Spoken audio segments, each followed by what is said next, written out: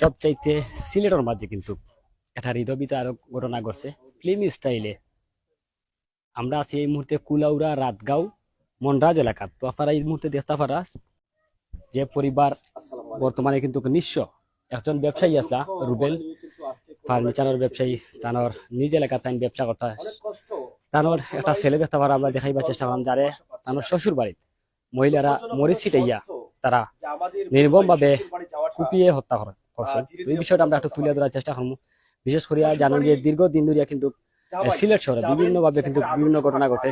এই ঘটনার ধারাবাহিকতায় কিন্তু এই 2 দিন আগে একটা নির্মম ভাবে খুন হয়েছে। সেই খুনের ঘটনায় কিন্তু খাটতে না খাটতে কিন্তু সিলেটে বিভিন্ন ঘটনা ঘটে। তো আমরা একটু বিষয়টা তুলে ধরার চেষ্টা করলাম যে রুবেল যে মারা হয়েছে তানোর বয়স লিগে 35। আমরা আছি রাতগাঁও মনরাজ এলাকাত। তানোর এই 13 মাসের বাচ্চাটা রাখিয়া কিন্তু তানোর শ্বশুর বাড়ির তাদের ফোন কলে কিন্তু নেওয়া হয়েছিল, ফোন কল করিয়া তারপরে কিন্তু এই ঘটনাটা করছে। আমার বড় ভাই বিদেশ যেতে পারছেন নি, আমরা দাওয়াত হয়েছিল, আমরা যেতাম দাওয়াত। আমি সকাল বিকালে গেছি, পরে আমার স্বামী গেছেন সন্ধ্যা পরে। তারা রাস্তার মাঝখানে, আমরা বাইরে গিয়েও ঢুকতে পারছেন না, তারা রাস্তার মাঝখানে আমার স্বামী আটক করিয়া গুপাই গুপাই হত্যা করছে। আপনি সেই সময় কোথায় ছিলেন? আমি ঘরে আটকা ছিলাম। মানে আপনাকে কে আটকাইছিল? মানে যারা খুন করছে আজাদ, উদয়, তারার ভাই বাপ সব মিলে আমরা ঘরে আটকা দিয়া আমার স্বামী এগুলা হত্যা করছে। মানে ঘরে আটকাইয়া? আচ্ছা, আমরা আপনার কি আপন ভাই বিদেশ যাওয়ার কথা ছিল না? আমার চাচাতো ভাই। চাচাতো ভাই, তারাই কি খুন করেছে? জি না, আমার আব্বুর হ্যাঁ, চাচার গড় ভাইয়ের ভাতিজা, জি হয়। তারা খুন করেছে। জি হয়। তাদের আসলে খুন করার কারণ কি? কি কারণে এই নির্মম ভাবে হত্যা করলো? মানুষ তো মানুষকে এভাবে হত্যা করে না। এত নির্মম ভাবে তার চোখে মরিচ দিয়ে তাকে নির্মম ভাবে কুপিয়ে কুপিয়ে হত্যা করে, তার একটি পা আলাদা করা হয়েছে। এত নির্মম ভাবে হত্যা করার মূল কারণটা কি? আমাদের ওখানে আমার আব্বুর সঙ্গে ওনাদের পারিবারিক জায়গা সম্পত্তি নিয়ে বিবাদ ছিল। এটা কতদিন থেকে? প্রায় হয়তো 20-22 বছর ধরে হবে। 20-22 বছর থেকে হবে। আপনার আব্বু আছেন এখন? জি না, আপনারা কয় ভাই বোন? আমরা 3 বোন 1 ভাই। তা আপনি আমার কি ভাই আমার একেবারে ছোট, 4 নম্বর। আমরা আপনি কি বোন বড়? সবার বড়। জি হয়। আর আপনার 2 বোন আর ঘরে আছে? জি হয়। এখন আপনাদের এই পারিবারিক বিষয় নিয়ে আপনার স্বামীকে তারা হত্যা করেছে কি কারণে? উনি কি এটা ইনভলভ ছিলেন এই বেজালে বা এই জায়গার? জি না, বিচার ছিল। হ্যাঁ, পরে আমার তো গার্জিয়ান বলতে কেউ নাই, জি। আমরা ফ্যামিলির তো কেউ নাই, তাই আমার স্বামী গেছলা সমাধান করিয়া দেওয়ার লাগি। আর বিচারও আসলো এর পরের দিন, তারা ওই দিন চক্রান্ত করিয়া ওই রাতকু আমার স্বামীরে মারছে। এখানে মানে কোন কোন জায়গায় আঘাত করেছে আপনার স্বামীকে আপনি দেখেছেন? পেটে করছে, হাতে পায়ে, গর্জনায়। সেই সময় আপনারা তালাবন্দি ছিলেন ঘরে, না? জি হয়। আপনি, আপনার আম্মা সহ আপনার পরিবারের সবাই? জি হয়। আমার আপনার স্বামী যাওয়ার আগে কি ছেলে আপনাকে কল দিয়েছিলেন যে আপনারা বন্দি আছেন কিনা, এরকম কল দিয়েছিলেন? জি না, আমি কল দিছিলাম। আচ্ছা। কল দিয়া বলছিলাম ওনাকে, হ্যাঁ, উনি না আসতে একলা একলা যাইতা না, আপনি না করছেন যাতে একা না যান। একলা না যাই। এখন যে কোন হরতো আমার স্বামী রে ফোন দিয়া কইছে, ছেলে রে আমারে খল্লা কাটতে যদি আমার স্বামী না যায়, ও টান ছেলেরে বাসাইতা করি গেছলা আর তারা আমার স্বামী রে। এখন আপনি কি চাচ্ছেন এটা? আমি ফাঁসি চাই। মানে এদের বিচার চাচ্ছেন আপনি? জি হয়। আমি বিচার চাইছি, আপনি বিচার চাচ্ছেন? ফাঁসি চাই আমি। ফাঁসি চাচ্ছেন? এই রুবেল সন্তান আপনার কয় নম্বর? 3 নম্বর না? 3 নাম্বার। আপনার ছেলে মেয়ে কয়জন? আমার মেয়ে 4 জন, ছেলে 4 জন। আচ্ছা, রুবেলের ছোট আরেকজন। হ্যাঁ, এখন আপনি বিচার চাচ্ছেন জি। এবং আপনার ভাইকে যে কুপিয়ে কুপিয়ে হত্যা করা হয়েছে, আমরা ছবিতে দেখলাম যে ওনার পেটে আঘাত করা হয়েছে ধারালো অস্ত্র দিয়ে, ওনার ভর সহ সবকিছু বের হয়ে গেছে, ওনার পাটা দুটুকরা করা হয়েছে, শরীরের বিভিন্ন স্থানে আঘাত। এটা নিয়ে আপনাদের আসলে কি বক্তব্য রয়েছে? আমি রুবেলের বড় ভাই। রুবেল আমরার ভাইয়ের মাঝে 3 নম্বর। আজ থেকে 2 বছর অনুমানিক 2 বছর আগে আমরা কর্মদা গ্রামে তারে বিয়া করাইছি। তার একটা ছেলে হইছে 12 বা 13 মাস হইব। ছেলে দেখছেন তো এখানে সামনে আছে। গত রবিবারে তারারে দাওয়াত দেওয়া হয়েছে এখানে যাওয়ার লাগি। তার চাচাউরের ঘরের সম্বন্ধে বিদেশ যাইতা ও উপলক্ষে দাওয়াত দিছেন তারা যাওয়ার লাগিয়া। তার বউরে আগে বিকালে পাঠাইছে এখানে। পাঠানি পরে ও তারার এখানে আজ থেকে 20-22 বছর আগ থেকে তার শ্বশুর এবং শ্বশুরের চাচাতো ভাইয়ের সাথে তারার জায়গা সংক্রান্ত বিষয় নিয়ে বিরোধ আছে। তার বিয়ার পর থাকি এটা সমাধান করার চেষ্টা নিছে এবং মেম্বার এবং চেয়ারম্যানের মাধ্যমে এটা সামাজিক বিচার হইছে, বৈঠক হইছে। হওয়ার পরে এটা একটা মীমাংসা হইছে, রায় হইছে তার শ্বশুরের পক্ষে।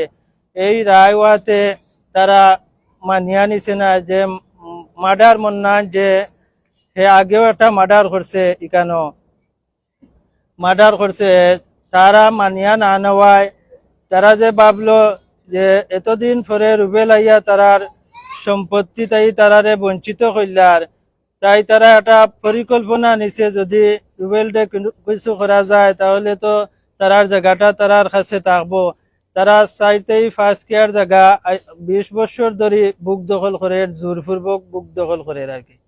তো গত রবিবারে যখন তার বউ গেছেন এখানে সন্ধ্যার পরে অনুমানিক 8টা-9টার দিকে এখান থেকে একটা খবর আইছে যে যদি তুই তোর বউ বাচ্চারে বাঁচাইতে চাস তে আইয়া বাঁচাইয়া নে। তখন তার বাচ্চার কথা চিন্তা করিয়া 9-10টা অনুমানিক 10-11টার সময় তার ফুফুরঘরের বাইরে সঙ্গে নিয়ে সাইকেল দিয়া বাড়ির ঢুকার মুহূর্তে যে এখানে একটু অন্ধকার জায়গা আছে এবং জায়গাটা খুব সংকীর্ণ, এই জায়গার মাঝে তারা একটা প্ল্যান করছে করিয়া এটা একটা পূর্ব পরিকল্পনা তারার করিয়া যাওয়ার মুহূর্তে সে সাইকেল খাড়া করবার সাথে সাথে তারা দা কুড়াল দিয়া আঘাত করছে এবং সে আঘাত প্রাপ্ত না হইয়া তারার কাছ থেকে লাঠি ছুটা আনিয়া কিছু আত্মরক্ষা করতে চাইছে, তারার সাথে বাড়াবাড়িও করছে।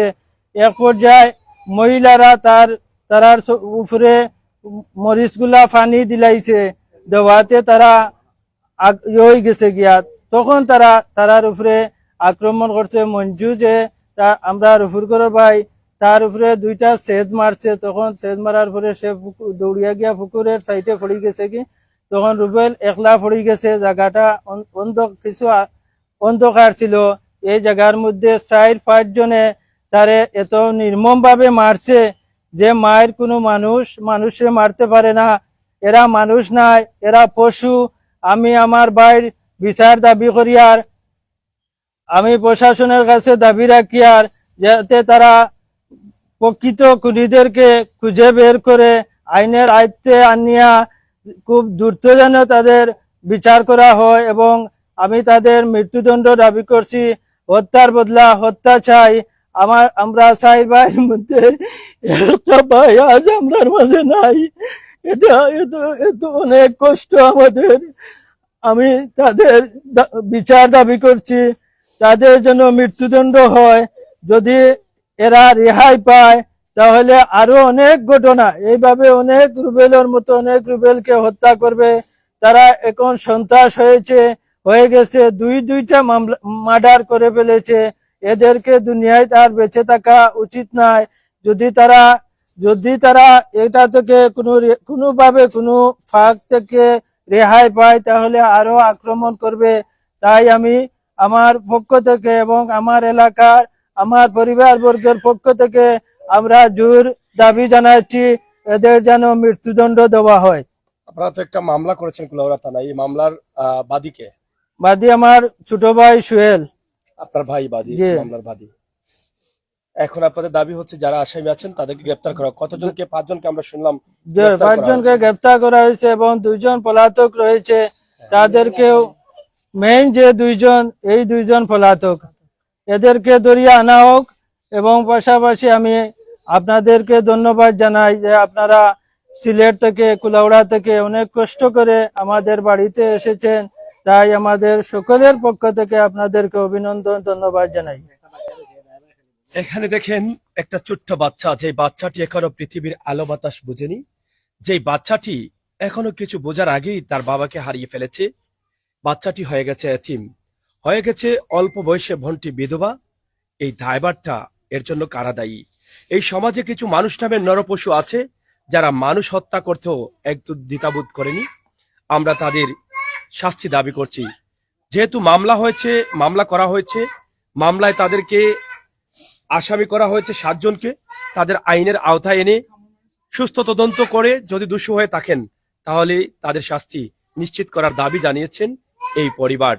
আমরা আজকে সিলেট থেকে কুলাউড়া এসেছি আপনাদেরকে এই ভিডিওটি উপস্থাপন করার জন্য। আপনারা ইতিমধ্যে জানেন যে কুলাউড়ার এই ঘটনাটি সারা বাংলাদেশ নয়, পুরো দুনিয়ার সোশ্যাল মিডিয়াতে আলোচনা সমালোচনা ঝড় বয়ে যাচ্ছে। একজন একজন পুরুষ তার শ্বশুর বাড়িতে যাবে, সেখানে সে আদর সোহাগ পাবে, সেখানে আদর সোহাগ না পেয়ে সেখান থেকে অস্ত্রের আঘাতে তার প্রাণ দিতে হচ্ছে। এটা আমাদের সমাজের জন্য অনেক কলঙ্কের। তাই আপনারা যারা কি হন রুবেল ভাই? চাচাতো বোন। আপনার ভাইকে যে হত্যা করা হয়েছে, এটা আসলে এখন কি চাচ্ছেন আপনারা? আমাদের একটাই আশা, আমরা ফাঁসি চাই। মানে ফাঁসি চাচ্ছেন? জি, এই নির্মমভাবে হত্যা হবে আপনার ভাই, এটা কখনো আশা করেছেন? জীবনেও না। মানুষে মারার একটা নিয়ম থাকে, মানে এত নৃশংস ভাবে মারা হইব এটা আমরা কোনোদিন আশা করছি না। মানে কোনোদিন আশাই করতে পারেন জি না। নাই।